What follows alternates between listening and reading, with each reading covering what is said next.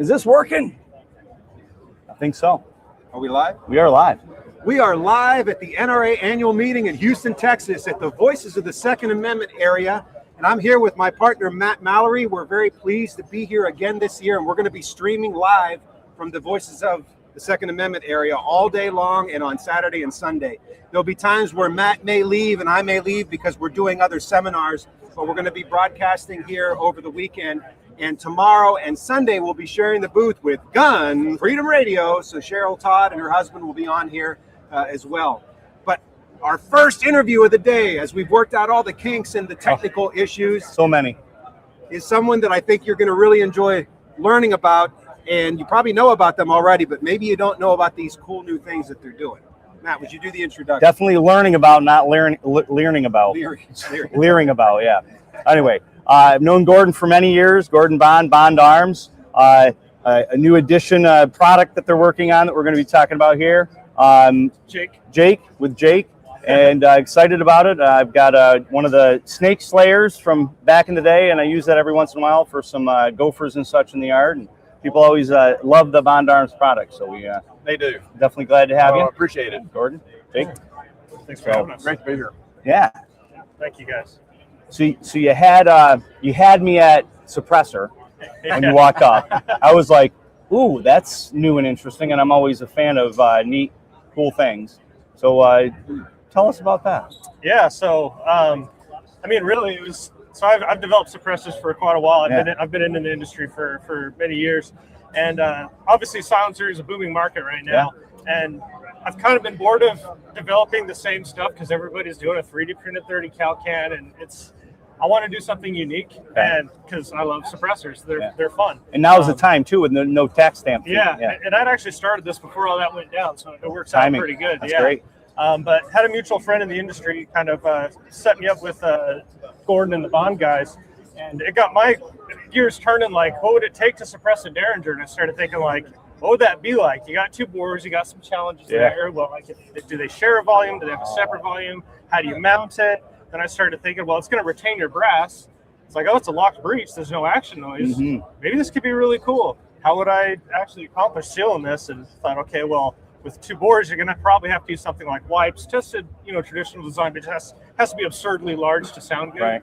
So we went with the wipes design, and it solved and caused problems. And after some iteration development, we ended up with this, which is just so much cooler than I even expected it to be.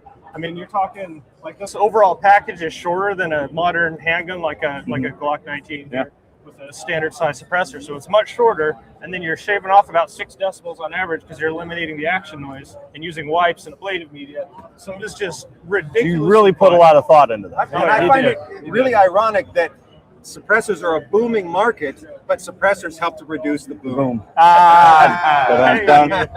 Goodness. And just so you guys are wondering, we're not touching anything because we're also streaming live on YouTube. So make sure you go over there and subscribe on YouTube. And if we do, we'll get shut down and a mark. So we can only do the Vanna stuff as Clint's doing so awesomely well. Yeah. So what brought you to Bond? I mean, you had said originally it was the suppressor aspect of it. You reached out to the engineer from what. Talking to Gordon, had mentioned you reached out to the engineer, and did you have the idea?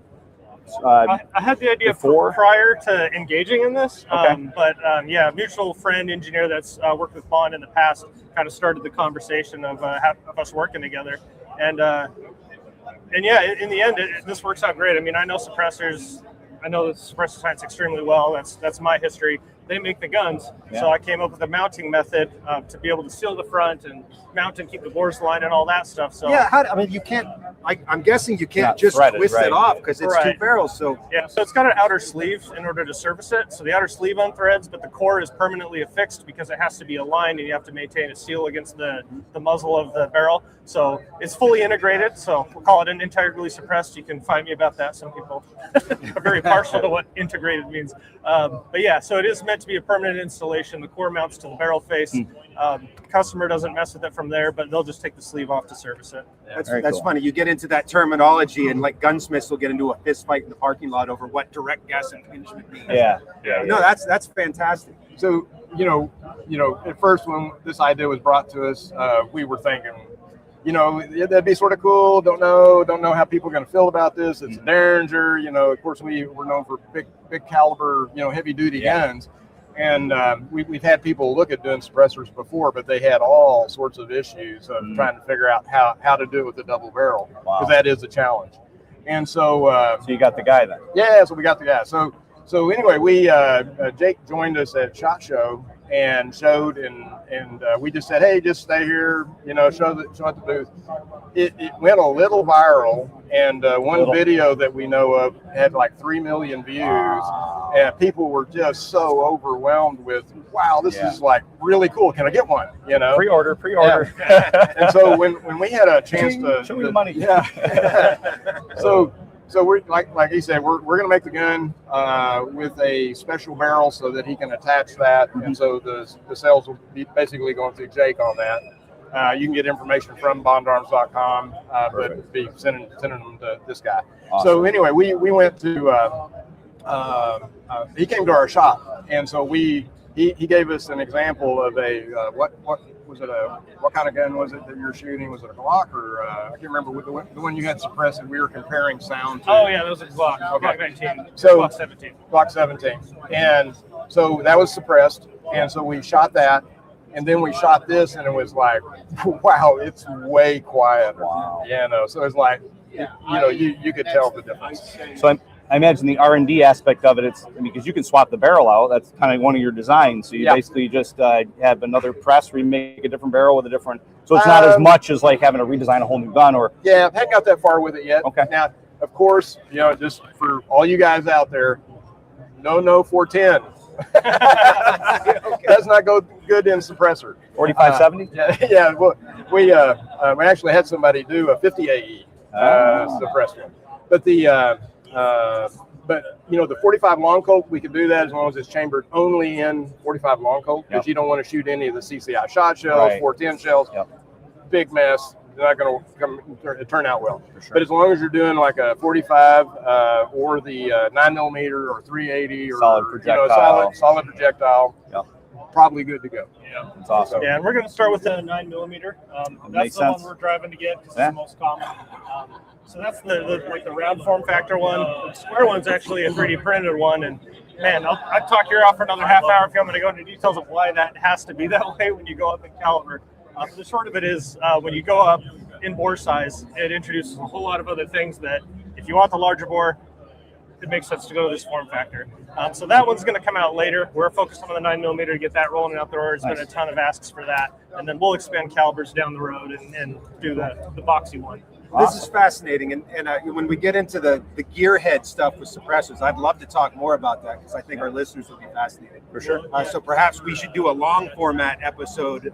Bring them on. Spend an hour talking about that. Yeah, because he could actually show you how easy it is to take it off, clean it, remove the swipes. Nice. Well, it's a date. It's a date. There you go. So I want to throw this out to everybody. So I totally threw Matt off this morning because he was going to do an interview on Bond Arms. So I dragged Jake over here, and we showed these two guns to Matt, and he about lost it. I mean, he about lost it. He was going, whoa! Let me know if you'd like to shoot those in the Fun Gun Shoot coming up on July 3rd. So anyway, you want to move on to? Tell us what the goodies you got. One more thing. Tell them about that. Yeah, so my company's Third Echelon Development, or 3E Dev. Website 3edev.net.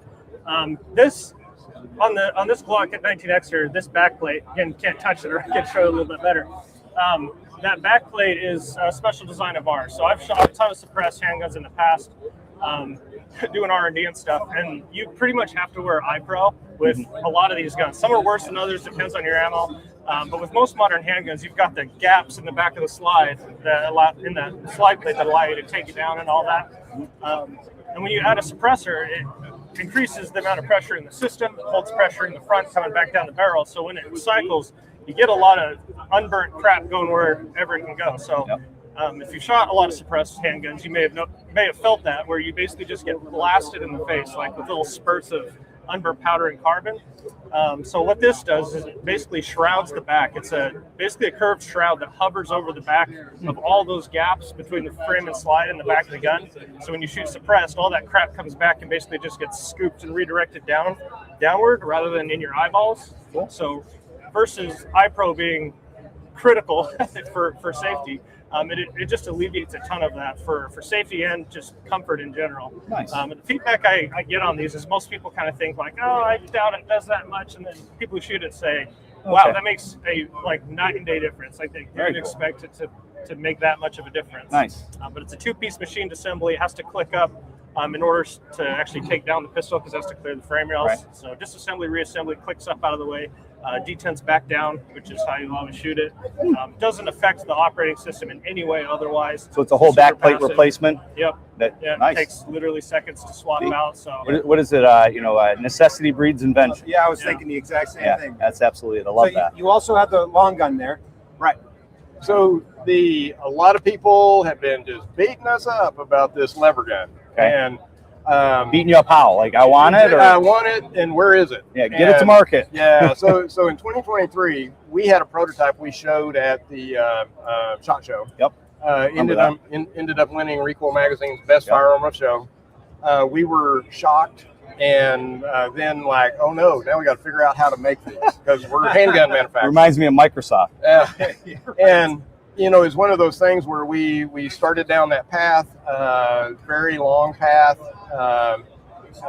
We had to re-engineer a lot of things to really make it to where it's production ready. Mm-hmm. And just as an update, so we just shipped our first official guns, and this is going to be very low production. So I'm going to let you guys know that when we're actual full production is probably going to start in July. It's going to be very light production. We're only going to do about 200 guns a month for a couple of months, just to work through our, we're a small company. Yeah. We want to do it right. As you well know, our reputation is, we try to make it as outstanding as we can. Absolutely. And so we've really put a lot of time and effort into this thing to really make it run smooth, reliable, and hopefully you guys will have a ton of fun with it. But if you want one, we're only making like 200 a month. A lot of those are already spoken for. I'm hoping by the end of the year we'll be up to about 1,000 guns a month, Nice. and then next year we'll start upping the numbers.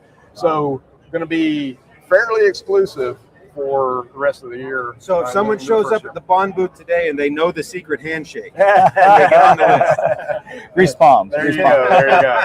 So, but the feedback, you're going to start seeing some articles come out on it. We just built about 60, between 60 to 65 guns because we were wanting to test everything out before we got POs in and all that. We're going to some of those pre-production guns that we have done this from, and they will cost a little bit more. And if you're interested in those, this is going to be a different series on the serial number. It's going to cost a little bit more, but they are going to be a collector's item. Nice. So anyway, if you want to do that, let us know. So 556? 556-223. It's a 233 Wild. Okay. Oh, perfect. And it's even better for access. soon, Best of both worlds. Yeah, That's that's for right. both worlds. And so then we'll be coming out with 300 Blackout because the suppressed version of this is just so quiet. Yeah, that's what I'm looking at the tip of that, and I'm like, I want to slap a suppressor on that thing. And the thing is since it's a fixed breech with the lever, you have no blowback, and it keeps it clean. Yeah. Everything stays cleaner. Everything's quieter. And I mean, it's a fun gun to shoot. It's a fun gun to shoot. That's awesome. And when you came up with it, the first one in the industry, right? Yeah. That was and we actually have the patent on good. this. So. Good. That's that's so cool. But we wanted to So do it right, and I apologize to all you guys that have been beating us up. Where's it? Where's it? Where's Hey, it? better to come out with it right It is than really, we are really close now. rolling them out. So Awesome. on another hand, it's American 250. So we have the 45-410 special edition. Nice. It's got a really nice flag and the Lady Liberty on the other side that you might want to check out. So that is the land of the free gun. So this is the America. This is the land of the redneck gun in 45-70. I thought you were going to say land of the free, home of the brave. Hey, there you go. Land of the redneck version. I like So, that. 4570 rednecks. We from Texas, we got a little redneck in it, so we had to do that. So hopefully you guys we appreciate may not all sound the same, but let me tell you, there's rednecks all All over of the us, country. yeah. Even in New York and PA. And so if you get a chance to go to bondarms.com, we got a lot of this stuff. We got videos of everything. Not so much the suppressed, but we can get that information to you. You might give them their website again. 3edev.net. You can look at more of the Derringers there, or any of our socials is 3edev, YouTube, Instagram, all the stuff. And that is Facebook. 3E what? 3edev, 3edev. Okay, .com or .net. .net, yeah.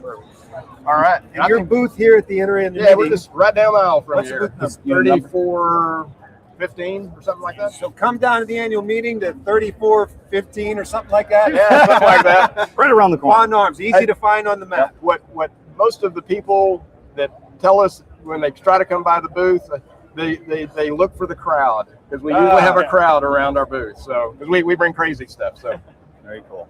Well, I think we need to give this 2 thumbs up. Oh yeah, 2 thumbs. 4, Absolutely. 6. We're Cool. good. Gentlemen, All right, thank you. thank you. Yeah. Thank you very much. There you go, there you Thank go. you for coming on Yeah. the show. All right. And we'll be back with our next guest coming up soon. We off? No, Are we still on? we're still on. Still on. I didn't get that set up yet. All right, well, while Matt's figuring that out, Yep. Sounds good. you guys can go to the restroom, grab a coffee, and come back. We'll have Gideon Optics on here in a bit. Yeah, Gideon Optics.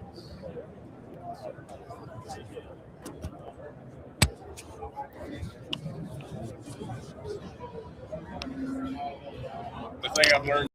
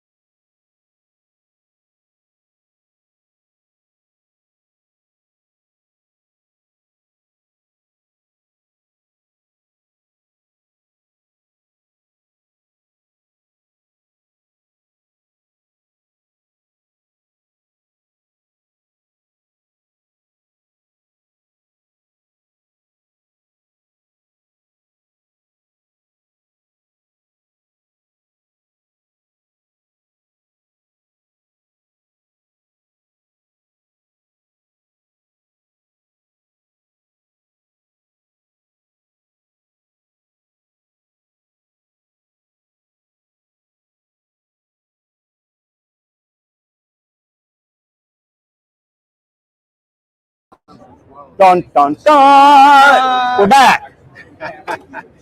We're back at the NRA Annual Meeting 2026, and we're at the Voices of the Second Amendment area at the Meet the Pressers and Gun Freedom Radio Studio of Liberty. That's it. I like that. Like yeah. you just came up with that out of nowhere. I love it. Yeah, so we have a dear friend of ours, a friend from Pennsylvania, but he has also been a show sponsor for quite a while now, and got his hands in all kinds of things. So Jordan, Gideon Optics, good to see you. Good to see you guys. Thanks so much. Yeah. Thanks for coming on the show. Yeah. So what's new in the world of Gideon Optics? Oh boy, we have a bunch of things. We launched a couple new ones at SHOT Show, which we've sold out, so we're waiting on some restock there. Yeah, so that was nice little surprise there. Those are good problems. Yeah, for sure. So our main one was the Pebble, we call it. So it's designed for the Bodyguard 2.0, Smith & Wesson Bodyguard 2.0. So it uses a dovetail insert. Optic mounts down to that dovetail insert, and we kind of overhang the side of the slide, so it looks like it's cut into the slide, but there's no slide modifications needed. So that one's been pretty popular. Cool. A couple battle rifle red dots, things like that. So we have some long range stuff coming out probably middle of the year, towards the end of the year. So higher. Yeah, 5 to 25 is just about done. 6 to 24, 1.5 to 12, I think, coming too. We're working on that. So we got some other things happening. So are you the engineering mind? No, I'm the idea guy. Okay. Sometimes. Hey, it makes and when they work, it's my fault. Yeah, if it doesn't work, then I got it from Matt. So yeah, but it was Matt's idea. Yeah, it's garbage. So we have a nice team together. So we all have our strengths, and engineering's not mine. So I leave that to somebody else. Just say, hey, I like that. Do it this way. So Please. you're the idea man, and then you write the checks. Yeah. Hey, that works too. That's definitely something that needs to be there in a successful business. Yep. Some of the guys test them. Some of the guys destroy them. So we have the destroying. full gambit. Cool. Yeah. Destroy. Yeah. So you started Gideon. How long has it been now? I think it's been 3 years now. NRA was our first public appearance. Really? I think 3 years ago. Yeah. And wow, I that's think awesome. you guys have done amazing things in a very short amount of time. Leaps and bounds. Yeah, we called in all the favors I think we stacked up over the years, and hey, favors are good, man. When you know people. Yep. Lean on some of our friends and moving right along. So you do have other companies. We do. And one of those companies is sponsoring the Gunmakers match that this year is being held in Michigan, right? Right, yeah, in May 15th, I think, that weekend. But yeah, it's the Gunmakers match. We've done it a few different places all over the country, and just a great community of home builders and self-built firearms, whether 3D printed or from an 80% or from totally non-traditional means. So it's a great competition to kind of see the real side of home-built firearms versus what you see on the news and the hype that you get clicks for. So it's nice to see normal people do normal things with normal firearms. Oh, it just the innovation. I still remember the one guy. You had it in Pittsburgh the last couple of years, so I was able to attend and be a help there. I wish. One guy had a recoil system for a 1022 that was opposite. Wow. It was just the coolest thing I'd ever That's seen. neat. And it functioned very well. Yeah. When One you- of the cool things about that match is not only do you need to shoot well to win the match, but then your gun has to make it through the match. You can't blow up. Right. So I've placed well in the staff matches, really only because the other guys that shoot better than me, their guns broke. Yeah, I'm used to doing the Lego guns. ARs, you just slap the stuff together, So it's kind of neat to print it. I know Dave Moultrup, one of our media guy, student of mine from way back in the day. He printer does stuff. He'll show up with stuff. It's like, oh, that's neat. That's cool. The 3D printing thing's just insane how that stuff. And in New York, they can't do it. They actually, they're making a law. They got a bill going for it to become law where they have to, manufacturers of the printers have to actually make it so they can't print gun parts. Like, no, that's like microstamping. It's not, the technology is not even available. Yeah. Well, we certainly have to navigate some really ridiculous legislation and laws. Well, even in PA. And with court cases that have come up, and there's some challenges out there, and we got one in the Pennsylvania Supreme Court that we're waiting for a ruling on. And, so there's a lot to be. We just got to wait and see. Yeah. But it's important for all of you gun owners out there to register to vote and vote. Absolutely. You got to register to vote. We have a midterm election coming up. That midterms, a lot of times people are a little more complacent about. Can't be. But gun owners have to get registered and go out and vote. It costs nothing to register. but you could lose everything if you don't have your voice heard and the crazy people take over and start squelching our rights and restricting things. And we've even more now with like PA and all these other states joining on. They want to get rid of the Electoral College, and if that happens and they go with the popular vote, supposedly it's going to be even harder to. Your vote's not going to be worth less. So definitely vote. And also don't forget to register for the giveaway. MeetThePressers.com/giveaways. And you get red dots. You want to tell a little bit about that? Sure. So it's one of our new battle dots. It's called the Mediator XL. So it's a great big giant window, rugged metal housing. I like that. Yeah. So that's a fun one. So I think you'll enjoy it, whoever wins. So Cool. We could call it the Meat Eater from Meet the Pressers. There you go. That's what the giveaway. There you go. The Mediator. When you ask Alexa, play Meet the Pressers, it's Meet, MEAT. DEPRESSERS. Like some foreign, Sounds like a movie I once did sound. Yeah. That's for another show. So what's your booth number here? If anyone's coming down to 4545. Look at that. 45. Yeah. That's easy to remember. And it's also up on MeetThePressers.com/giveaways. So the booth number's there too, in case you're, here and you don't want to write it down. Right. Well, thank you for coming on the show, man. Thanks for and having as us. always, thank you for your support and what you're doing in Pennsylvania. Absolutely. Thank you. Yep. Thanks. We'll be back in a little bit. Stay tuned.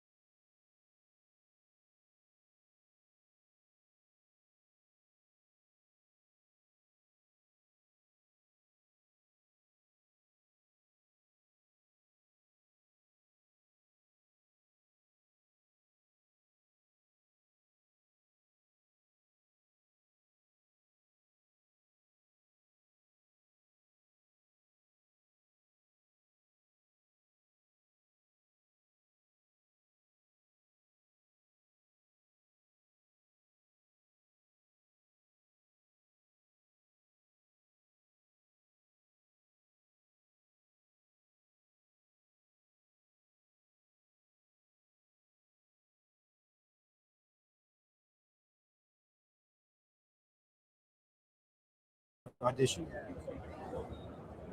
Just doing a check real quick. Yeah. Hi, everybody. Making sure it looks good. That looks good. All right. We'll be back at 10 o'clock with our next guest. Dun, dun, dun.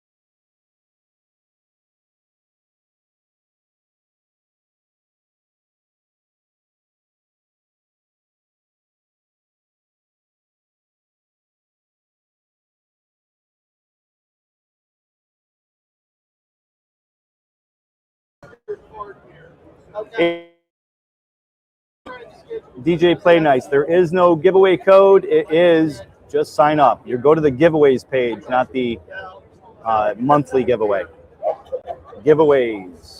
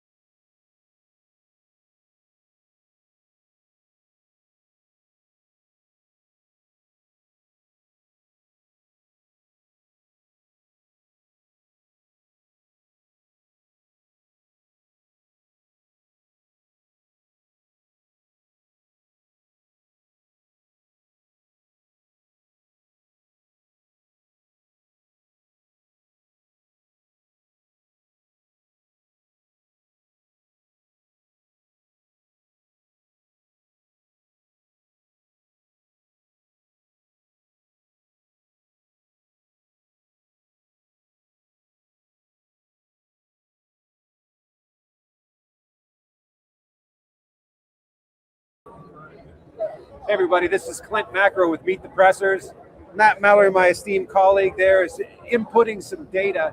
We're waiting for our next guest, which is Rob Pincus. One of the things about NRA Annual Meeting that's very difficult, it's to get from point A to point B. This is a massive, massive show. There's a lot of distance to cover, but what happens is you'll take a step and it's like, hey Clint, how you doing? And you take another step, it's, hey Clint, how you doing? I fought that this morning because I had that happen 5 times. It's very nice and flattering, but when you have to get to an appointment, it's really hard. There he is. Pincus! Pincus. So I was headed for the sign. Yeah, so our guest, Rob Pincus. Apparently everything Here, give me a hug. going to be East Coast time versus See, big guy. Central time. Here, have a seat. Have a seat. We'll get you mic'd up. We're already on. Look at this group of influencers. Jeff. What the hell? Wow. Here, sit back. You're ruining my shot. Move your seat back. It's a sheen, sir. It's a sheen. Whoa.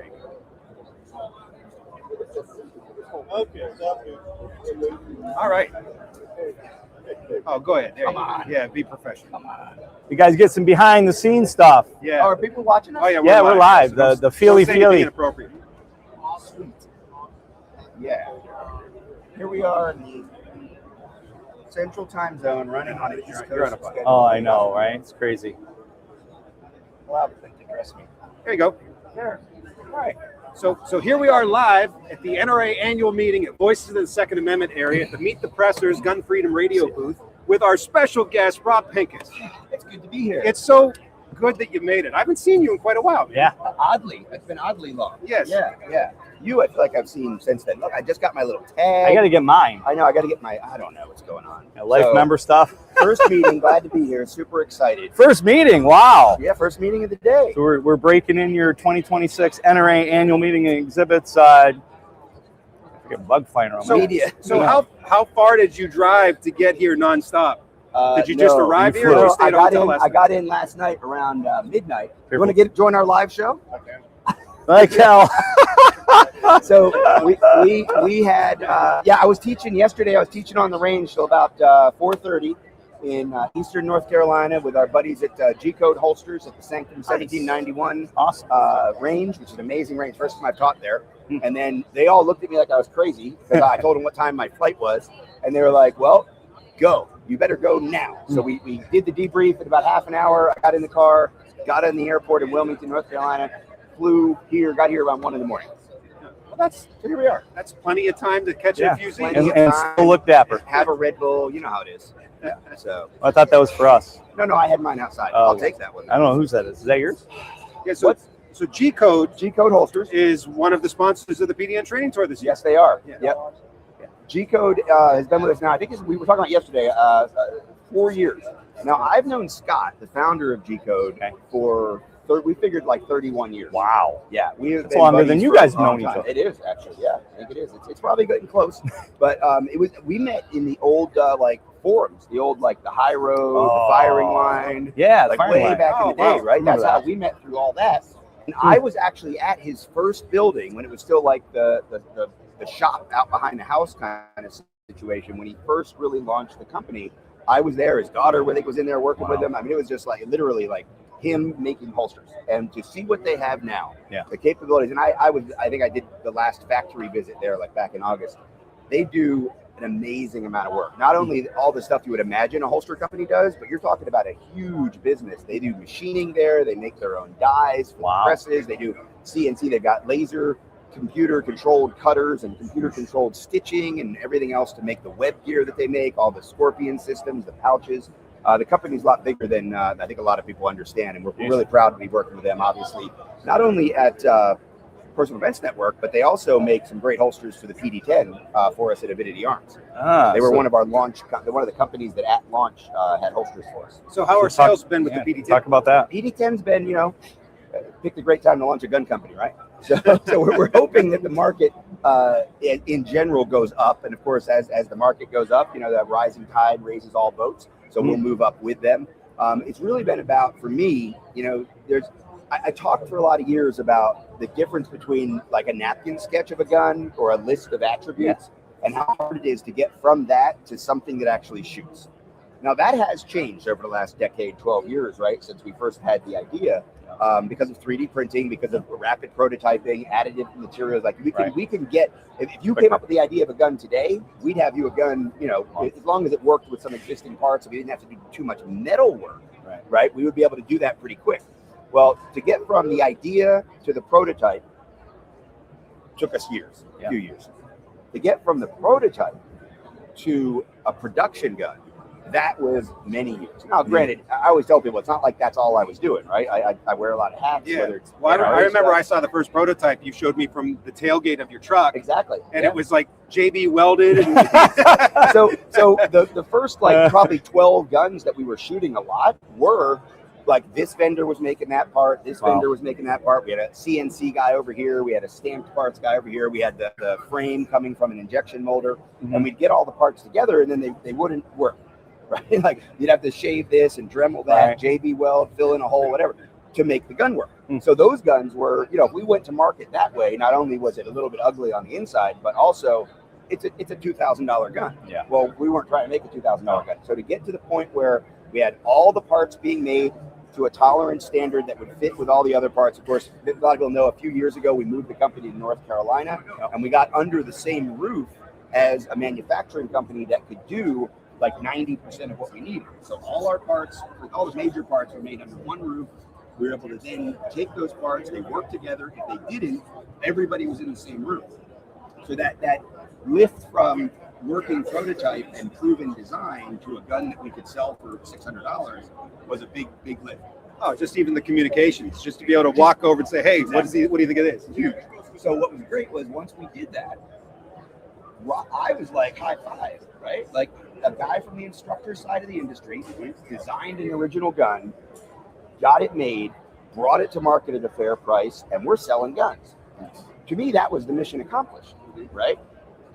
Turns out, like getting a business from you launched a product to you have a successful business is a whole another year. That was like the George W. Bush mission accomplished. Yes, it was. It was very much. I was standing on the carrier. I was like, we did it. Like, so, but in a lot of ways, I have said, like, if we never sold another gun, I still did something that I never, if you'd asked me 15 years ago, it was never even on the agenda, right? So, again, being one, like, as far as I know, like we all as instructors have influenced gun designs. Some people very significantly. You know, I think of like Bill Jordan back in the day when he influenced the design of the Model 19 Smith & Wesson, the Combat Magnum. You know, he didn't start a revolver company. He worked with a very established revolver company to bring a great gun to market. So, to be an instructor that has actually designed a gun and started my own company and it's all U.S. made and all that high quality parts, all that stuff, that's an accomplishment.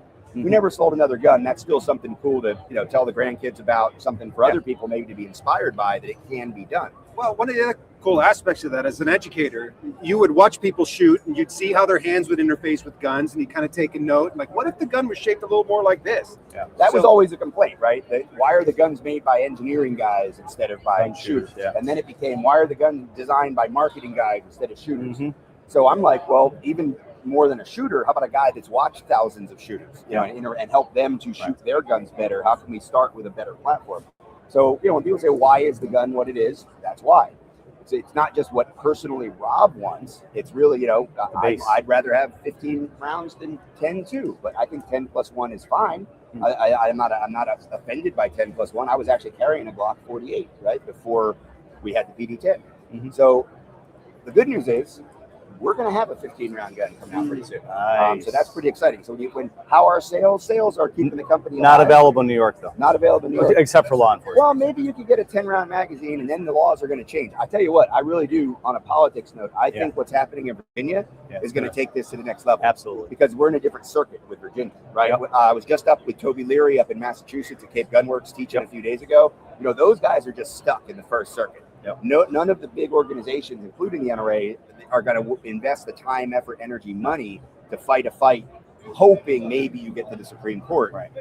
You have to have some chance of winning with that money and time investment. So I think the fight in Virginia is going to have a lot more legal legs, and then it will have trickle-down ramifications for New York, Connecticut, Rhode Island, New Jersey, Massachusetts, Hawaii, California, et cetera, et cetera. So I'm very sad for the people of Virginia. I hate to see this happening, but I do see a little glimmer of that hope that we're going to be able to push back really hard, harder at them probably than they're even pushing now. It may not seem like that today. Well, now that you mentioned Virginia, it's important that gun owners register to vote and vote in the midterm. Yes. You must register to vote and vote in the midterm. I was emceeing the FOAC Gun Bash, one of our big fundraisers. About 1,200 gun owners in there, and I asked, how many are registered to vote? And it made me sick to see how few hands went up. So you got to get registered and then educate yourself about pro-gun candidates. And pro-gun candidates aren't always on one side. True. Right? We can find some people, especially at the state level. You know, and as I travel around and I go to things like Friends of the NRA banquets and some of the state level organizations, you know, that I go out and speak at or that I attend just because they're fun and they're great social gatherings. When I go to those things, I meet a lot of state level legislators who are independents, who are Democrats, they don't want to take away any gun rights at all. Right. And honestly, we know what the trend is always traditionally in American politics. At the midterms, it's going to go against the party that's in control. I think the last time it didn't do that was Reagan, right? Yeah. And Reagan was a little more popular than Trump, if you remember, for those of us old enough to remember. So I don't see it going well for the Republicans. That doesn't mean it has to be a tragedy for gun owners this fall. Yeah. So I think that's important.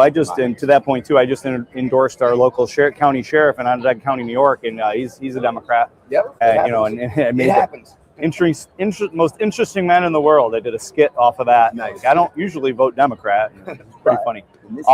So we got DJ Play Nice wants to know about the Gunmakers match and what you have going on when you get involved, and then what cool things are out there that you've seen that might go along those lines. There is so much going on. Gunmakers match is coming up the weekend of May 15th. It's going to be in Adrian, Michigan. Of course, we were in Pennsylvania for the last 3 years, and you were like co-host there, running it with Trigger Pressers Union, with FOAC at the Pitcairn Monroeville Sportsman's Club. And our plan all along was that the national match was going to move around, right? And that the then regional matches and regional educational gun making events that we've done would hopefully, kind of sprout local interest in continuing on when we move to the next location. So we've done events in Massachusetts, Colorado. I think we had one in Virginia, a couple in Florida. The national event was in Florida twice. We had the national event in Pennsylvania 3 times. Now we're picking up and moving the national event to Michigan. Michigan, it looks like their laws are changing later this year. We probably wouldn't be able to have this event there next year. But we actually have a lot of competitors who've even come to Florida and certainly came to Pennsylvania from Michigan. Wow. There's a great gun community there. It's getting a little bit fired up about the oppression, maybe more fired up than, we wish they were that fired up maybe a couple years ago and they wouldn't have some of these rights going away. Right. But that's sometimes what happens. That's sometimes what it takes. It's what we're seeing in Virginia.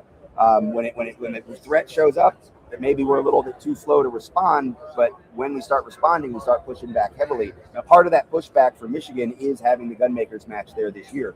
The big thing I think in gun making is PCCs. So we're starting to see guns that are truly original. They might use the barrel from an existing gun. They might use an AR fire control unit. It's so easy and so reliable and so good to fit into a grip area and interact with a bolt. The bolts themselves, very easy to put together and make yourself.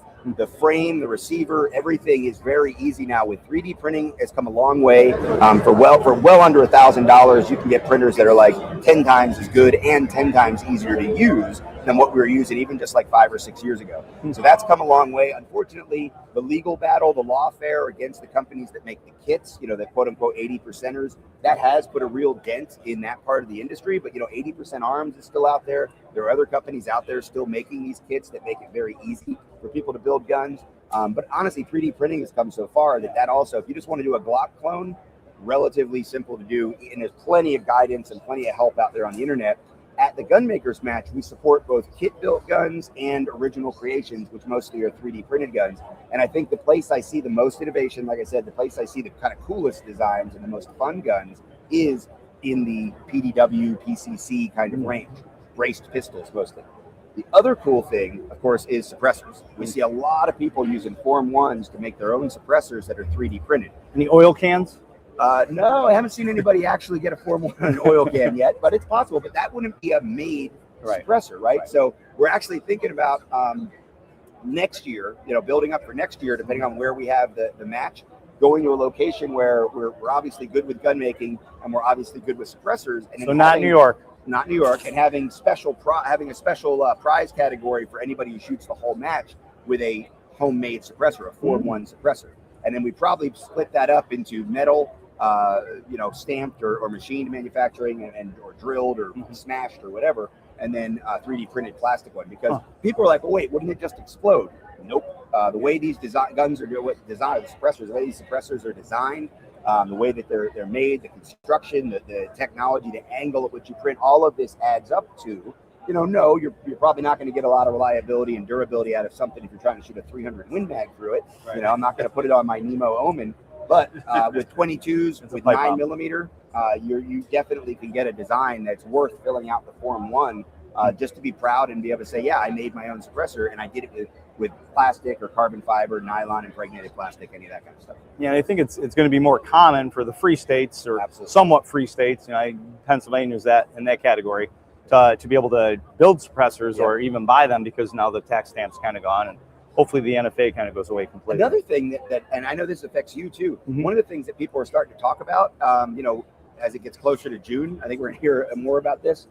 If the tax stamp has gone away, then does the special occupational tax that we pay as manufacturers have any validity?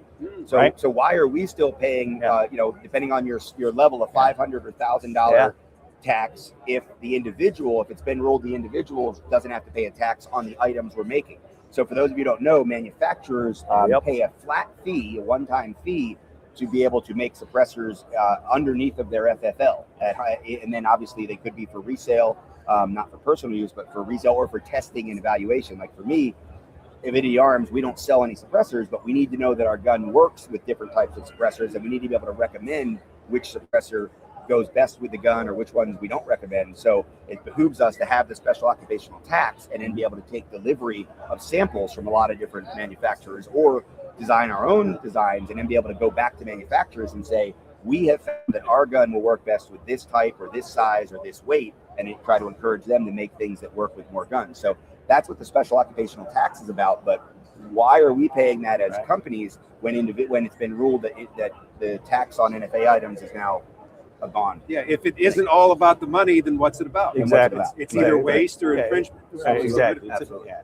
So help me pay for my $500 annual tax stamp, or I'm sorry, my SOT fee that I pay, and sign up for the Fun Gun Shoot on July 3rd, psned.com, Fun Gun Shoot. Well, you're doing that in your place? Right in my place. I thought you were going to get into a Jerry's Kids telethon here for a second. Right? Help the SOTs.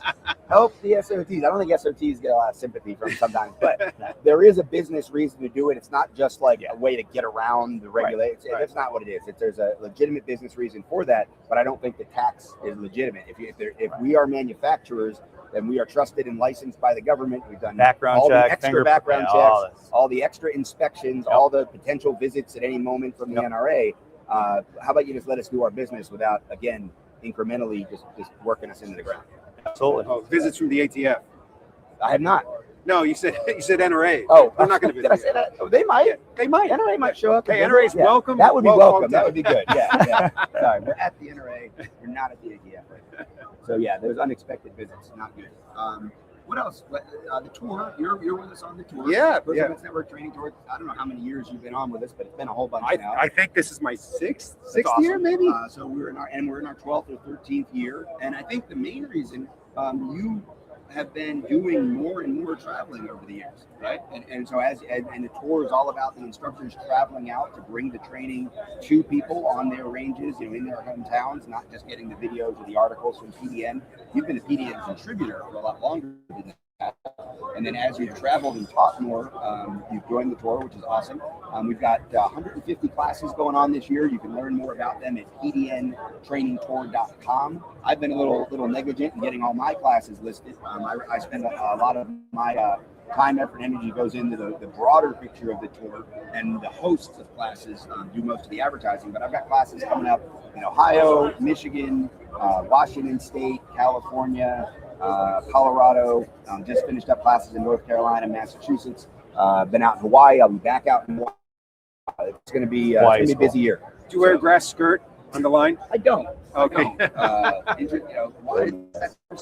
I can't explain it. Actually, my seminars here are my initial. Yeah. Will you be wearing a grass skirt? I might. Dancing around the fire. But the last piece of the puzzle for Gunmakers Match, so we kind of bounce off tangents, is gunmakersmatch.com. There are still slots available. We expect to have probably between 50 and 75 shooters this year. If you haven't already built a gun, there is still time within this next month for you to build a gun. We're about a month away, and there's definitely time for you to do it easily with a kit. And maybe even if you run out and hit Amazon and get that 3D printer on the way, you could be up and running and on the range with us in Adrian, Michigan at Creekside Consultants. It's an event that is sponsored by Guns for Everyone National, and I'm proud to be the match director. That's my finger in the pie of competition shooting. Yeah, and I taught I taught the Saber pepper spray instructor class there, and we did UTM. The UTM instructor class. Okay, yes, you've been out there. Nope. Yeah, they've done a lot of range improvements. We've got 5 bays set up for the competition, and one of them is going to be a long range bay. We're going to have a side match for launchers. That was kind of the big thing last year. People were really getting into the 37 millimeter launchers. There's a lot of cool designs. We had them at the Fun Gun Shoot in July too. There you go. All right, Fun Gun Shoot July 3rd.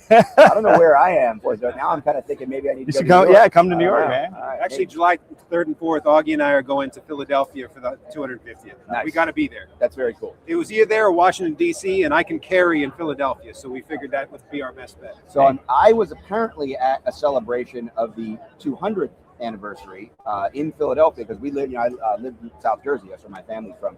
So I was there. I was very young. I don't remember it, but apparently I did participate in celebration, fireworks and whatnot on the river at the 200th anniversary. So wow, I'm glad you'll represent. I don't think I'm going to be there this year. Yeah, so get into the 3D printing. It's a hell of a lot of fun. I built my first one the first time I hosted, and then I got to run it. But I tell you what, even if you don't do that, go to the Gunmakers Match and just watch. If you're a gun nerd, if you just enjoy looking at people who have a great deal of ingenuity and have figured out different ways to build maybe a better mousetrap. Maybe. Or at least a personalized mousetrap. Yeah. Right? That's one of the really, you're like, why would you do that? Well, if for no other reason, the gun's in the color you want, you can put your logo on it, put your initials on it, you can maybe change the frame size a little bit, you can narrow it down, you can contour it, you can do all kinds of things that, sure, can you do that with a Dremel with some commercial guns? Yes, but it's a lot cooler when you've done it yourself with your own original creation. Even if you are using a lot of traditionally made firearms parts, just having your hand in making something that easy, especially I think for us in the gun community, it's kind of cool that we don't have to fill out the forms. Yeah. Right. We can just do our own thing without the government being involved. There's something to that as well. Sure. Very cool. All right. Well, I appreciate you guys stalling for me as I got settled in. That's all right. You guys got to see the behind the scenes. Here's the thing. I've got like 9 of these meetings today, so I feel like I'm going to be wearing the same clothes in 5,000 hours worth of content on the internet from NRA Annual Meeting and events and expos 2026.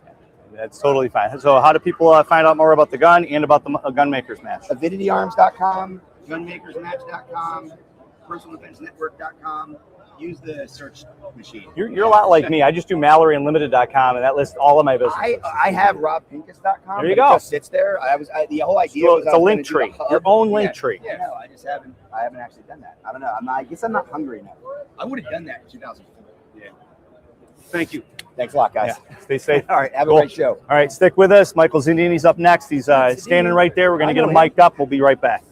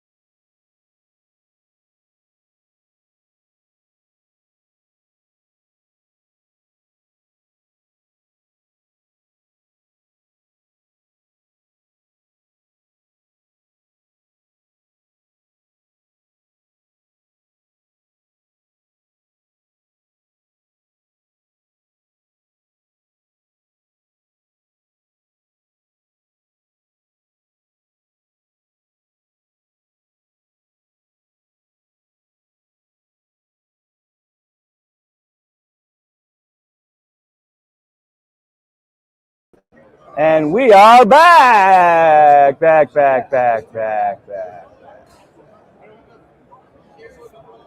Right. Hey everybody, we're back here at the NRA Annual Meeting 2026 in, where are we? Houston, Texas. At the Voice of the Second Amendment media area. We've got a good friend. Unfortunately, our buddy here, Clint Macro, has to go teach some seminars. So if you are here, definitely check out the seminar, and you can go to meetthepressers.com/giveaways to sign up for any of the giveaways. And there's actually a link on that page to both Clint's schedule and my schedule. And I'm teaching a class this afternoon, and I don't want to bore this guy too much. So we've got we got Michael Sodini from Walk the Talk America here. Always great to have you on. Talk to you. Don't leave me hanging. Oh, the hand there. So, this is a distracting row. It is so distracting. Everybody's coming. Everybody comes by. And you're like, oh, hey, hi. Oh, that's right. I'm on a show. That's exactly. It's got to be frustrating for you. A little bit. It's more frustrating when they walk up and they want to shake your hand and you're recording, and you're like, no, we can't. Or they bump the camera. We've had that happen too. I'm gonna put some police tape across there and actually get my my stun gun out, kind of ward people away. Anyway, how you been? I've been good, man. Thank you for having me on. Yeah, it's always awesome to catch up with you and talk about what's going on and what new things, and spread the awareness of suicide, and especially in this industry, because it's hits home. Yeah, absolutely. I mean, it depends on where we want to take this conversation. I feel like Walk the Talk America is always looking for new and innovative ways to reduce any negative outcome of firearms. So you got suicide, you got negligence, you have inner city youth violence. I mean, we got a program for everything. We got a program for instructors. We got a program for mental health clinicians to understand gun culture. So yeah, and actually in the 18-hour class, a lot of my students are probably watching, I'm hoping. And in the 18-hour class, I use the Walk the Talk America, like as you know, we talked about before. And it's good that I think it's good New York State's requiring it as part of the curriculum, and Utah does too. Requires suicide content, talk. Because I don't think we talk enough about it, especially in New York, because once you do it, it's ERPO, ERPO, red flag. You can't have your guns. We're taking your guns because, you're not mentally stable, because you're looking for help. So you don't do something, and they automatically take it to the extreme. Yeah, I mean, we have seen situations like that before. And one of the things that I think a lot of gun owners, and I'm assuming everybody watching is just like us, right? Like usually. But the outsiders, the people that don't understand, like sometimes they don't understand these laws and how damaging these laws can be, right? So like when we created when you use our curriculum or you show our videos, especially to people that are kind of new to coming into the firearm space, and they see how well it's done and what we talk about and the complexities of the issues, it's really eye-opening for people that otherwise wouldn't have known any better. So we get a lot of positive feedback from non-gun people about that course. And that's what I love, because I feel like I Walk the Talk America, everything I do represents us, right? So when people from the outside world say this is a great tool, I love that, because it's coming from the firearms industry. Yeah. That's like every town's trying to get into the firearms instruction side of it, just to perpetuate their anti-gun mentality. So in some senses, when you can't when you can't beat them, join them on their side. But on our side, we're just doing what's right, what's good, which I usually find that is the commonplace in this industry, is people are just like, I just want to be left alone by the government, obviously by bad guys. I just want to do my thing, live in peace. And I think that's the, good, as John Correa says, good, moral, prudent people, that just want to survive and not have the negative aspects of the government and criminality. Yeah, I think the biggest issue that we faced for so many years, and we're starting to turn that corner, is that we never really had any other solutions than, hey, enforce the laws on the books. Yeah. Right. And they don't even do that. Yeah. Well, and that's a huge issue, right? But we're kind of always on the defensive side of things, right? Like, just like you said, why should somebody who does something stupid with a gun dictate the way we handle it, right? We don't have that attitude with alcohol. Yeah, right? cars. Yeah, exactly, right? So, but now we're starting to get to this place where the programs that are coming out of the firearms industry are so new and innovative that it's kind of taken away that argument that we're not just going to sit there and be like, pry from a cold dead hands, which is the expectation level. Is when you show them, okay, look, we do not like red flag laws. We do not like ERPOs. They are a detriment to society, and people don't realize why. But then you explain the why, then they're like, well, what are you doing? Like, what's the alternative? When you could name off 10 different alternatives. Yeah, for sure. I mean, even in New York with all the anti-gun laws there are, and then you've got, you try to talk to a politician, why are we putting these laws in place and not enforcing the laws already in the books just to keep bad guys incarcerated? We're letting bad guys out under catch and release, bail reform in New York State. And then in the other term, they're putting laws forward to make good people that go through all the requirements to get a license, to get a pistol, handguns, and we're making them the bad guy. Like if you go into a restaurant, you're not going to drink, but you're going to be the designated driver and designated shooter if must be, and you're a felon, Class C felony in New York State. New York is one of the worst states, especially when you want to seek mental health help. I mean, I've had, on a podcast, that WTTA's podcast, we've had a couple guests that went to get help, did the right thing, and then found out later that they can't own a gun anymore. And you shouldn't punish people for doing the right thing, right? And that's what Walk Talk America, does for people. It's like provide them where the safeguards are. Like, hey, you could do this, you could do that. But when I get contacted by people in New York, I'm like, you have to be very careful with what Absolutely. you do. Some states are different, right? New York. At one point, I've gone down and met with the politicians in Albany. I have a lot of ones in upstate New York, central New York that I meet with on a constant basis, have coffee and breakfast with, just to kind of heartbeat, kind of understand, where they're coming from, what things are happening. Usually they're all more the conservative, right, the Republican side, because when I went to Albany, I met with a lot of the Democrats. It was prior to COVID. And my first thought going into that is, are they making these laws truly to keep people safe, or do they not want anybody to be armed other than their security, so that way if anybody is against the laws they create, that you're not armed to be able to tell them that they shouldn't be creating laws like that? And I'm starting to lean more that way, because you can't tell me that these, it's a good example with people coming over the border illegally, committing crimes, and they're pushing defund ICE, but not, why is this person killed an American? Let's go, that's bad.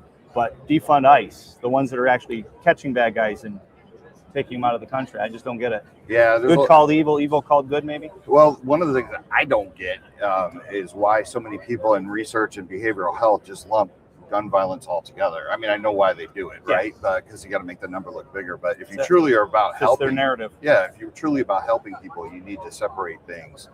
To there's not one size fits all solution, right? Me stopping you from having your firearms is not going to stop inner city violence in Compton, right? Like, it's just not. So, it's kind of, you got to walk them through it. One of the things I want to shine a light on for your listeners is that, Walk Talk America gets in rooms that, a lot of gun people wouldn't even dare go in, and we come out unscathed. We usually come out looking great, because it's like being able to deliver the message on how to handle these situations, what the gun industry is doing, to combat some of these things, and making people realize. Like, we brought up ERPOs earlier, and I said, ERPOs get people killed. Now, most people think, why or how is that? What is he saying? And they assume that I'm saying that cops are showing up, they're taking the guns, and then a shootout. It's not. It's more, ERPOs are scaring people from getting help, and no one's ever researched that. So what happens when you're at stage 2 and you decide, I'm not going to risk it. Right. I'm not going to go get help. I don't want my guns be taken. Then you get to stage 3. Then you get to stage 4. And that's when tragedy happens, right? Pot boils over. Yeah. How many people have taken their life because they were afraid to go get help? And that's what we need to look at when we have ERPOs. I guess, and this just came to me now, I don't know if this is a good thought or a good analogy or a good, correlation. I hate to bring it up, but like, if a woman's raped, sometimes they don't report it because they don't want to be, cast down upon. They, who's going to believe me? I hear that, in the industry and other interviews where kind of the same thing. I'm thinking, that somebody who's been raped doesn't want to report it because they're afraid of, people, and we see it. We see it with, Monica Lewinsky and all these other things that have happened, and how they get shamed. They get shamed, they get disparaged. Same kind of thing. It's something horrible that's happened to you in the rape case. It's something horrible that's happening to you in the suicide, in your mind and your frustrations with life and such. And you don't want people to know that. You don't want to. That's a secret you don't want to let out.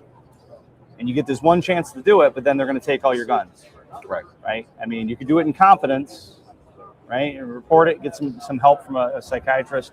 But if you do that, now I'm not going to be able to have my guns, and what if I get better and then somebody, I need to defend myself. Yeah, hey, that's the biggest problem, is that historically, when you look at any kind of suicide prevention or mental health organization, like some of the big ones like AFSP and NAMI and stuff like that, like underlying, if you read between the lines, like they support things like red flag laws. So even if you have someone who's sitting there saying, look, we don't want to take your guns, if the perception is the reality, then people are going to be like, I'm not going to risk it anyways. You know what I mean? So that's why when we built Walk the Talk America, we wanted to make it clear. Like if you go to our website, we have a section on our website that says we are against red flag laws. And I hold that ground no matter who I'm talking to, right? Whether I'm talking to people in behavioral health or research, or I'm talking to gun people. And then we say why, and then we give our alternative solutions, right? If you go to any other mental health organization, they're not going to say that. They're going to, Yeah, I'm not for ERPOs or red flag either. I think the due process isn't there. You've got, you look at your rights are being given up. Your property can be seized. You got one person, usually a judge, that's going to be stepping in, or I should say, usually a judge that's going to. So one person's making that determination. It's somebody who's said that you've got issues. Maybe it is the individual, but usually other person. Bearing false witness happens. You're not going to be able to face your accuser, because obviously the court's going to think that you might take retribution out on that accuser. So that's your whole freaking due process is down the toilet there, in multiple layers. And to put the cherry on the top, they don't care about you getting better. No, they just take it. Take your guns. They take that one thing. They don't drag their feet to give them back if you ever. They don't take the knives. No. They don't take the car. They don't take the pressure cooker, the garage door off. They don't drain the pool. Yeah. They don't take your medication. Right. They don't even give you a pathway to get help. Yeah. They don't say you need to go talk now to this person who's got, good luck out there. Let me have your guns. Yeah. I mean, if you do it another way, whatever. It's we got your guns though. Yeah, right. Yeah, exactly. So do we really care? I mean, that begs the question: do you really care about saving someone's life or care about their well-being? You don't, because I believe that if you can't have your guns, like if you shouldn't have your guns, I don't want you to have your car. Right. I really don't. I want you to get help. Well, I think like in New York, we call it a 941. So if I show up on the scene and and I've done that, I've had to take people to CPAP for mental situations. But, that's the last thing I want to do. I don't want to do that to somebody, but there's questions you ask. And then ultimately you bring them there, and then the doctor's going to make the final determination. I mean, if somebody's trying to commit suicide or did commit suicide, in this case, this young girl that I'm thinking of now, I don't want to do that. But then again, they need help. Yeah. And you bring them there, and then in this case, they're like, no, she's fine. They send her home. And the parents didn't even want her to come home because of what she had said and done. They were afraid. Yeah, that's the problem with crisis, right? Yeah. Like, how long is someone going to stay in it? There are people people have had horrible thoughts, and then they grew out of it. They think about when they were younger. Yeah. It's like, oh, I'd never act like that now. Stupid things when we were kids. Yeah, so it's so hard, because if I'm a therapist or I'm a psychologist or psychiatrist, I would have a tough time literally saying to somebody, oh, he's okay to have his guns. I can only say what in the now. Yeah. I can only say at this moment, I think, you know what I Right. mean? You can't say in 2 weeks. Right. There's no future predictor of violence. I mean, there's cues, right? Previous violence and little things that people do, but people do that all the time. I think too, a lot of times politicians have to look at, okay, we're going to create this law, and people are going to abide by it that are good people. So laws, you can't legislate evil out of people, right? So if somebody's going to commit evil, they're going to commit evil. So let's hold them accountable to the fullest extent of the law if they commit evil. And that's, in some sense, you think you're getting the cart before the horse, and we need to stop evil ahead of time. Okay, so then let's get into the minds of people. Let's teach kids how to use guns safely. Let's make sure that we're monitoring what they're saying and stuff in schools, and molding it and moving it, versus having drag queens come in and sit there and do storytelling and such. I think the medications and even the stuff in our foods, and we can get conspiracy theory down the road, but I think the way that we live, schools, foods, preservatives, all that stuff, I think all that plays a part in how we just keep getting worse and worse. Yeah, you said something interesting about medications because, and there's probably a lot of listeners that are on medication and it's doing great for them, right? But how many people use their medication correctly, right? Like, I mean, I have been hanging out with I've had friends before that, you know, talk to me and it's like, oh, my doctor put me on this SSRI, and we're sitting at a bar drinking, and I'm like, I wouldn't go on one of those. I would take 30 days off of drinking. Yeah. I would journal how you feel, right? Like really give the medication a chance to work. And I feel like we just give people stuff and we don't give them a roadmap. Especially gun owners. Gun owners need, you know, we love to plan. We love to plan for things. So if you are on medication, I ask that you please like try to use it correctly, just like you would your firearm. You know, you train for it, like journal, but. Yeah, no, that's good. That's a good point. And, you know, I've taught many of the 18-hour classes in New York, and I've had the smell of the devil's lettuce lingering in the room. And I'm trying to guess who it might be in the room, but I can't. You're on, you know, you got some lingering coming off you. And I'll usually, at the point when I get to the medical, and usually it's some young kids, like, well, in New York State, it's legal. The state allows us to allows us to smoke, smoke marijuana recreationally, and they think it's fine. But then I get to the drug portion, and I'm like, yeah, they'll issue somebody a medical marijuana card in New York State, and they will issue somebody a pistol license in either order, one before the other. It's going to be a problem when you go to buy a gun because you got to answer that question. Are you an illegal user of a controlled substance? And on that 4473, that next line says, even if marijuana is legal in your state, it's still illegal federally. It's still a class 1. So Schedule 1. So you got to get rid of one or the other, is what I tell them. And 0.3% DEA, less than 0.3%, the DEA does not consider that a controlled substance. So hemp CBD with less than 0.3% THC, right? If you're looking for insomnia or pain, cool, right? Great. But anything above that, well, now you're getting into that controlled substance stuff. And even medications, right? Using your medications over your med or mixing it with alcohol is not a great idea. Right. Using other people's medications. There's cocaine, methamphetamine, and fentanyl. All three of those actually can be prescribed medicines as a Schedule 2. So a Schedule 2 drug, you think, what, I can have meth? Yes, you can. If your doctor prescribes it, it's legal. But if you get it off the street, not legal. Story. Yeah. So like there are legal things like cocaine. Once again, those aren't prescribed as often or as much as they used to be back in the day. But there is a way to do it legally, and then you're not illegal of controlled substance. You're a legal user of a controlled substance. The whole 4473 thing is very interesting because even the mental health question, a lot of people don't understand that. We get calls all the time or emails at WTTA. Admitted against your will. Yeah, or like, how do I answer that? Like, what's, or I get that question too. Right. When I was younger, I went and checked myself in, or I went to, or I was self-check-in, told, self-check-out. And it's like they don't understand mentally adjudicated, it confuses a lot of people. I wish they would rewrite the whole thing. But you're right about the drugs and that, especially with weed. I feel like the whole country is on weed sometimes. I'm not the only one who's not, right? Like, no, I really do. I live in Nevada. Leads wiggle that, everybody. Just ask them, you got the munchies? I'm kind of hungry. No, but like it's that federal versus state thing, and it'll eventually be brought taken off Schedule 1, and it should just be treated like alcohol. Well, this is a great question for you. What would you rather have? Would you rather have a gun owner who's high on weed, or would you rather have him drinking? I think I'd rather have weed. I've seen drinking. I'd rather have neither, but of course, I think one or the other. What's the lesser of two evils? They'd probably be more calm on weed. I think so. And hungry. So if they're a bad guy and high, just throw them a bag of Cheetos or something. And I just been around. Alcohol creates a huge. It does. Problem. It does. It's a different type of response. So yeah, I mean, I think if somebody's going to drink and drive, that's bad. If somebody's going to do marijuana and drive, I think that's bad. That's bad too. We had one of those delivery companies right after New York made it medically marijuana or made it recreationally available.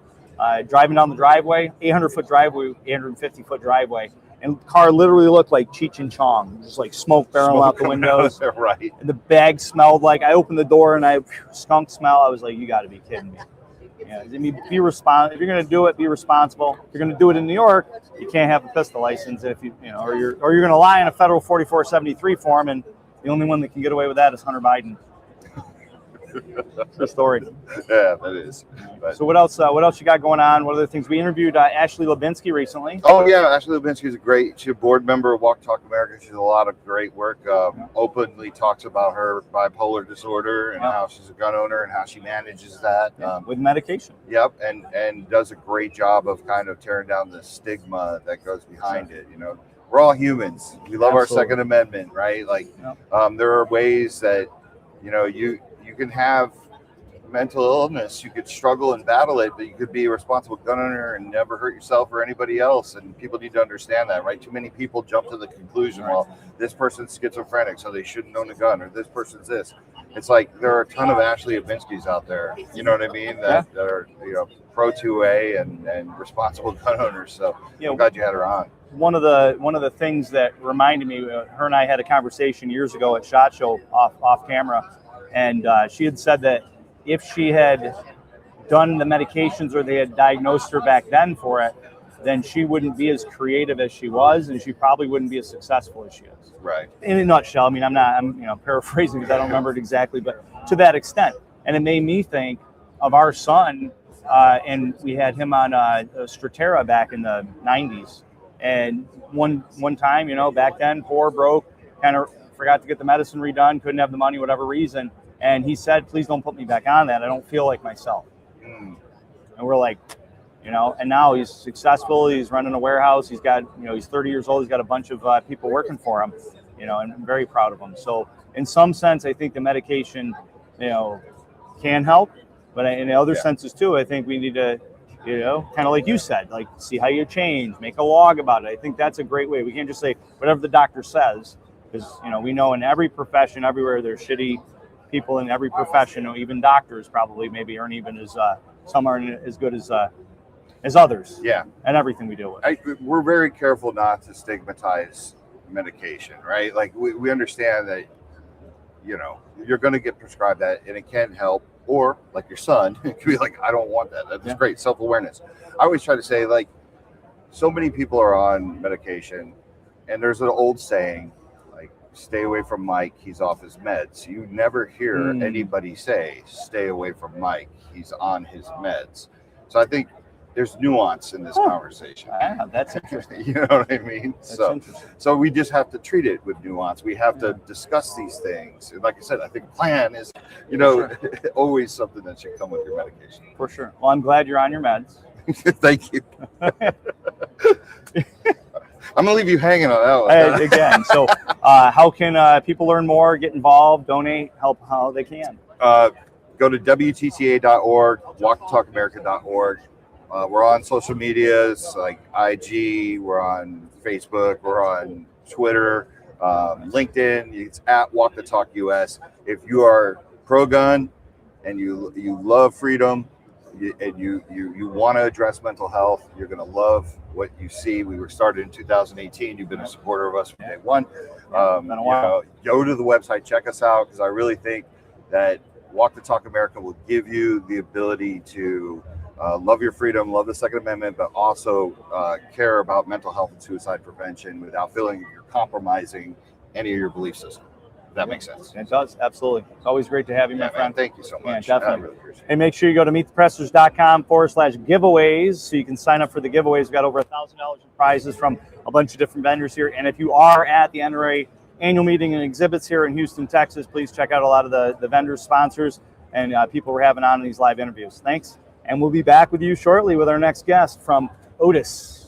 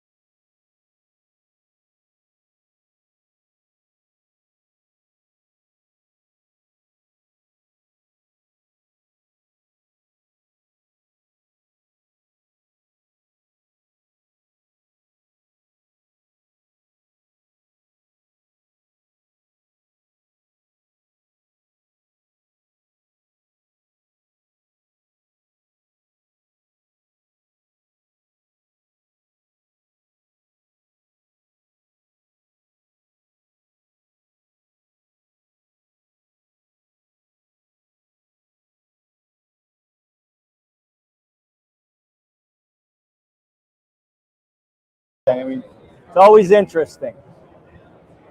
All right, and we are back. We are back. We are back. We are back. We've got another New Yorker here. Yeah, pretty rare to run anybody from New York. Yeah, yeah, in Texas too. It's like I just want to move and stay here in Texas. I've actually ran into 4 Jareds already. Really? We have another Jared in our booth. Any from State Farm? No. No Jared from State Farm? Used to be a unique name. Jared from Otis? Yep. There's another Jared right there.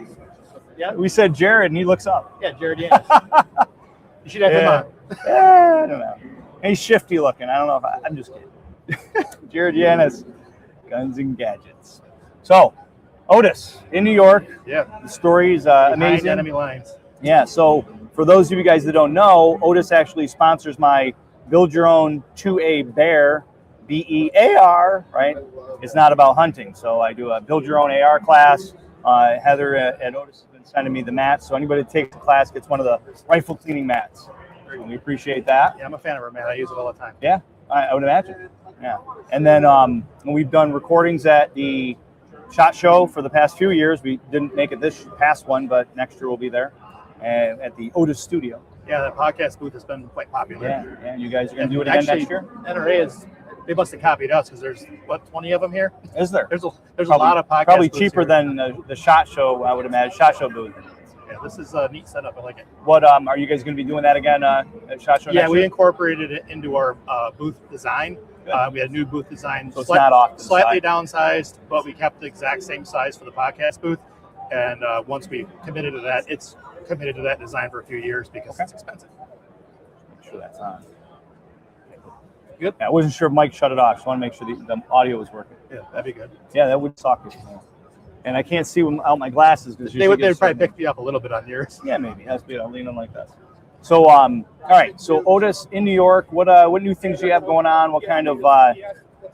Careful, the camera, sir. The camera. We're recording live. So, what kind of new things you have there going on at Otis? And I think we're able to talk about it now. But we launched. Are you telling us first here on our show?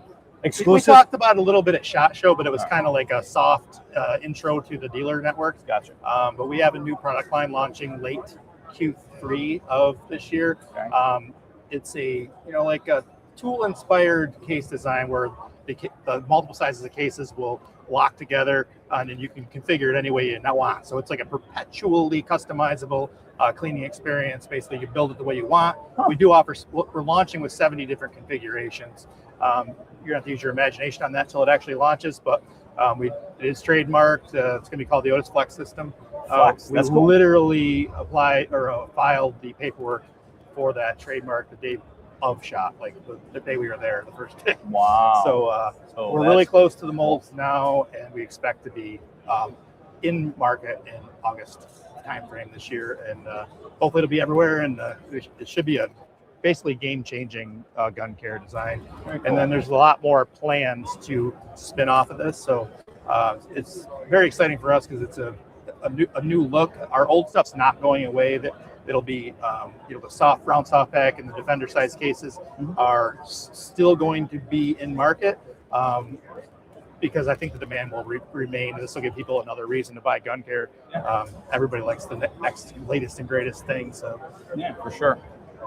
In New York, dealing with gun cleaning stuff, it's not as big as or as bad, I should say, as building guns or whatnot in New York State.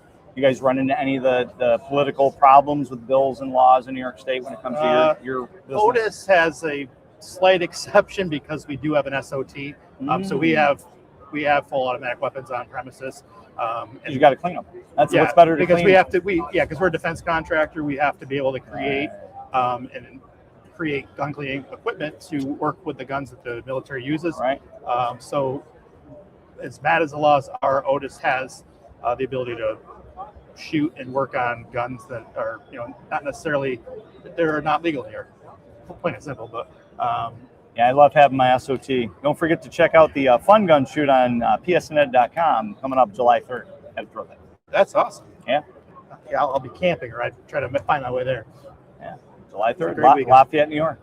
So Very familiar. anybody here at the NRA Annual Meeting and Yeah, so if you're at the show, stop by the Otis booth. We have a commemorative sticker And on the back of that is a coupon code for 26% off. And if you're watching, I don't care if you use that code. It's NRAM26 for 26% off at otistech.com. Yeah, you go ahead and use it if you're watching. That'd be awesome. Cool. Yeah, and you can get in on the giveaways that we're doing at the show. So meetthepressers.com/giveaways. And Otis is one of the sponsors of that. Yeah, we have our Elite kit in there. That's our flagship cleaning kit.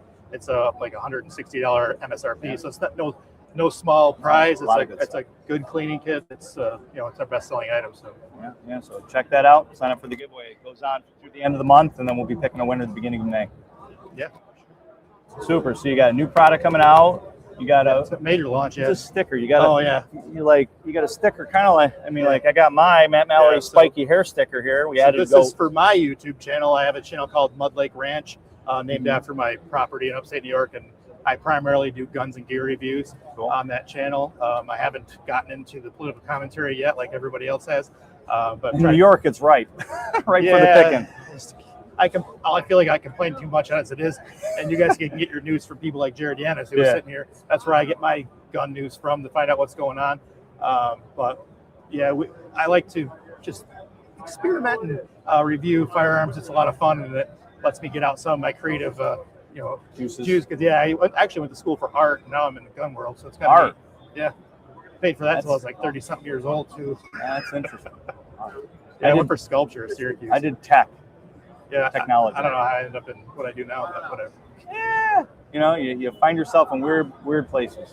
Oh yeah, great time. So before we went on, you were talking about chickens. You had a bunch of chickens, and right now I have only 4. Okay. But right before I came here, I got in 26 pheasants, ringneck pheasants. Really? I ordered them from like Farland Game Farm or something like that. And what the plan is to raise them. In New York, you have to have a permit for wild game breeding, and I applied for the non-commercial license, and they cashed my check. I haven't got the license. What do they charge you for that? $40. Man. But you can raise them, release them, and shoot them during the season, as long as you don't charge other people to do it. As long as it's for personal use, you can do that. So we're not doing that. To my wife, Christy, we are not doing that because you know darn well they might have survived in your market. Well, our daughter would name every one of them. Yeah. For us, where I live, Tughill Plateau, a pheasant can't survive the winter. Whereas down like in the lower Syracuse area, there are some areas with grasslands, and they have to be able to get to the ground like all year long. And we get way too much snow up on that hill. Yeah.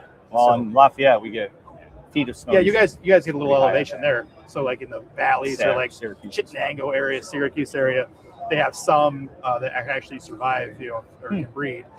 They have the release programs down there. They don't have them for my kind of like the snakes in Cicero Swamp, the rattlesnakes. Yeah, there's some they call them timber rattlers. In Cicero Swamp, it's crazy. Like I heard that one time. Some on some of the Adirondack Mountains too, the stony areas, I guess. I've luckily never seen one. Foxes. Yeah. So we were talking about the chickens. I have 4 currently. I probably lost some to fox last year because I definitely had about a dozen. But one year we lost, I think it was 26 within a couple days span because I had a fox litter at the neighbor's house. Ravaged them. Yeah, we lost. I was telling you, we lost 30. We had 60 one year, about 4 years ago. We're up to 72 or something now, but about 60, and we lost 10 per day, so 30 total over like a 2-week period. I think it was the same fox. You think you're protecting them. Like I would let them in, close the door at night, and then open it when I leave for work. And once they find out they're there, they can wipe them out so quick that you really don't have an opportunity to do anything really about it. So if you lose one, then you got to be on high alert because they're all going to be gone soon. Do you have any roosters? I don't have any roosters anymore. I did. The fox got them all. I did for a while, but they were bantams. They were actually mean as heck. Yeah. The bantams go at you and hit you with their spurs, like cut you. We got I get electrocuted when they shock you in the back of the leg. One of the things. Wow. We got a Silky. He's a little. I punted him across the yard once. He's fine with me now, but every once in a while he'll kind of go after our daughter. Yeah, our mean was named Dale. My kid's Dale. I don't know where he got that from. But Dale. I remember him. Ours is Chip. Yeah. Chip and Dale. That's funny. That's hilarious. Yeah, they liked it when I was a little baby, but that thing got The roosters usually do. We got 8 roosters total, and we don't know. We just hatched 10 more out of the incubator from our chickens, and I don't know how many are going to be. That's cool that you're doing that. My neighbor does that. She's got somewhere near 100 chickens and incubates them and stuff. Yeah, and we do that. It's a good. We homeschool, so it's a good project for our daughter to kind of do that. And then the goats. We just had 5 baby goats born, so that's fun. I was literally up the other night shaving hooves on one of the goats until like 11 o'clock. Get like milk from the goats? That's our goal. We just started in November. I know there's a couple things. Some people have meat goats, which is a really it's a delicacy, a rarity. Otherwise, you just got hay burners, and they just they eat a lot of hay. Yeah, we're doing milk because my wife does our Mallory Market Be Well products, so she does a bunch of huge fan of goat cheese. So I appreciate anybody that's making the milk stuff. That's what we're hoping to do. So we go from Otis to chickens to goats. Look at that. Yeah, we all have hobbies. Hey, we all have people hobbies, people that are into guns tend to be natural hobbyists. Mm-hmm. And we feed our addictions. Like me, I collect vintage snowmobiles, I collect guns, I collect chickens, evidently. I'll sell you a snowmobile. I got one I'm trying to get rid of. Anyway. All right, so what else we got at Otis? Anything else? How's Bill doing? Bill is actually, Bill, our current CEO, is, we announced Brad McIntyre as our new CEO January 1st. Bill is still on board. I think this is his last couple days with the company. Oh, wow. Now going into retirement. And Brad McIntyre has been with us for 26 years, somewhere on there. Don't get mad, Brad. I don't know how long you've been there. I've been here 5. At least you got your name right. Yeah. So Brad's our new CEO as of January 1, and excited about that. We're going to be, Otis is doing exceptionally well this year, and with the new products, very exciting things happening. And we have, if you're at the show, NRA here, don't remember our booth number. That's great. We're near Glock. So you're looking for landmarks near Glock. You know where you can find their booth number out. meetthepressers.com/giveaways. Their booth number's right on that page. There you go. Awesome. It's actually 2002. Yeah. Thanks for that. You're welcome. We're right next to the entrance. I found it, no problem. You can too. Yeah, for sure. Right. Well, I'll have to say hi to Bill. Bill's a student of mine. He reminded me at SHOT Show last year that he took the stakes ages ago. Oh, cool. Yeah, I'd like to actually do that. We should get together sometime. You should. Yeah, host me up there. Finding free time is very hard, but you can do it up there. Oh, yeah. Do it anywhere. Awesome. I used to travel and do it. One of my goals for this year was to get additional rifle training, pistol handling training. I get the basics, but I'm on camera a lot for my own channel and for Otis, and we need to up the game on. You're just not doing this. Professionalism. Is this clean? Yeah.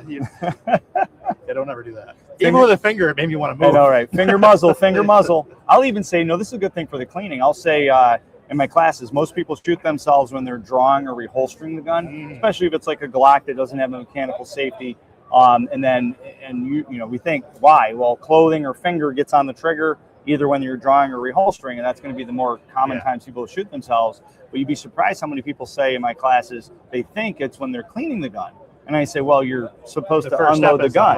So as long as present. Exactly. So if you unload it first before you do any kind of anything else, then the chances go down dramatically. But when we're talking carrying a gun for self-defense, you're going to have it loaded. Round in the chamber for self-defense is how you should carry. But the caveat to that is this has to be under control. And maybe whether you have a safety or not, external safety. And maybe they're doing it on the trigger pull for the Glock takedown, but still pointing in the safe direction. That's the that's basic gun safety. Finger muzzle, finger muzzle. Cool. Yeah. All right. Check them out. Yeah. Thanks for having us on, Otis. And then don't forget to sign up for the giveaway. That's it for today. We're done recording all of our episodes today. We'll be back tomorrow and recording live as long as the Wi-Fi keeps going. And we have a slew of guests that will be coming on tomorrow. So we'll try to get those push out there so you know who's going to be coming on, and you guys can mark it in your calendar. But we're recording again tomorrow and again on Sunday. And if you're here, make sure you check us out. Clint and I are both teaching classes. I'm off to teaching a little bit. Clint's off teaching right now. That's why there's a ghost in the chair over there. So check us out. Thanks. Stay safe.